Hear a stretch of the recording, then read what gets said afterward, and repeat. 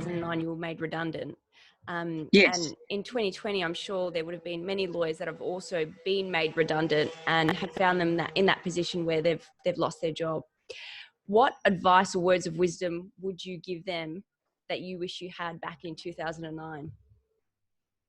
Well, I actually was given a piece of advice, which at the time I thought it was just verbiage, just what you say to someone who's been made redundant. And that advice was given to me by the HR person who delivered the news to me that I was to be made redundant.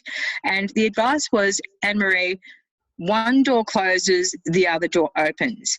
And I really thought that was just cliche, but I have learnt from that piece of advice, it really is true, but you need to back yourself.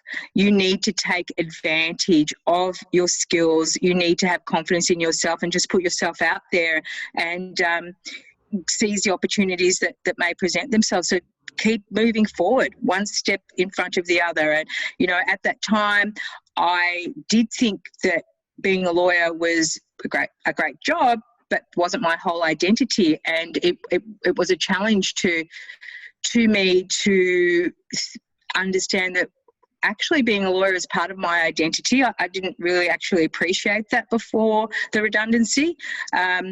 So there are a lot of emotions, I suppose, that go through a person's mind when that happens. But just remember, it's actually a beginning, not an end. And you know, it's a new chapter where you can move into a different area. You can learn from it. You can grow. So I would say that was actually, whilst it sounded, as I say, as just something pleasant-ish to say, that it was actually correct and good advice, but you need to embrace it.